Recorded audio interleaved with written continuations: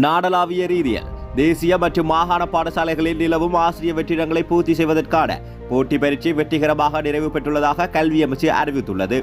இலங்கை ஆசிரியர் சேவைக்கு பட்டதாரிகளை உள்வாங்கும் போட்டி பரீட்சை 2026 நேற்று 24ஆம் தேதி நடைபெற்றது. நாடளாவிய ரீதியில் உள்ள தேசிய மற்றும் மாகாண பாடசாலைகளில் நிலவும் சிங்கள, தமிழ் மற்றும் ஆங்கில மொழி மூல ஆசிரியர் வெற்றிடங்களுக்கான அரச சேவையில் உள்ள பட்டதாரிகள் மற்றும் ஏனைய பட்டதாரிகளை இலங்கை ஆசிரியர் சேவைக்கு உள்வாங்கும் இந்த போட்டி பரீட்சையானது நாடு முழுவதும் 1048 பரீட்சை நிலையங்களில் இடம்பெற்றிருந்ததாக கல்வி அமைச்சு குறிப்பிடப்பட்டுள்ளது.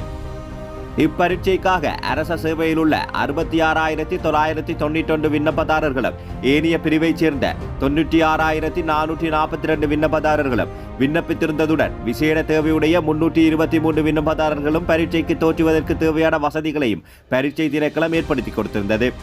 முன்னதாக 2023ஆம் ஆண்டில் அரச சேவையில் உள்ள பட்டதாரிகளை ஆசிரியர் சேவைக்கு உள்வாங்குவதற்கான போட்டி பரீட்சையொன்றை நடத்துவதற்கு பரீட்சை திணைக்களம் திட்டமிட்டிருந்தது. எனினும் உயர் நீதிமன்றத்தில் தாக்கல் செய்யப்பட்ட 3 அடிப்படை உரிமை மீறல்கள் மனுக்கள் மற்றும் மேன்முறையீட்டு நீதிமன்றத்தில் நிலவியிருந்த ஒரு வழக்கு ஆகியன காரணமாக குறித்த பரீட்சை நீண்ட காலமாக இடைநிறுத்தப்பட்டிருந்தது. தற்போது அனைத்து வழக்கு நடவடிக்கைகளும் நிறைவடைந்ததை அடுத்து நாடு முழுவதும் நிலவும் ஆசிரியர் வெற்றிடங்களுக்கு தீர்வை வழங்கும் நோக்கில் அரசு சேவையில் உள்ள பட்டதாரிகளும் ஏனைய பட்டதாரிகளும் தோற்றக்கூடிய வகையில் இம்முறை பரீட்சை நடத்தப்பட்டமை குறிப்பிடத்தக்கதாகும்.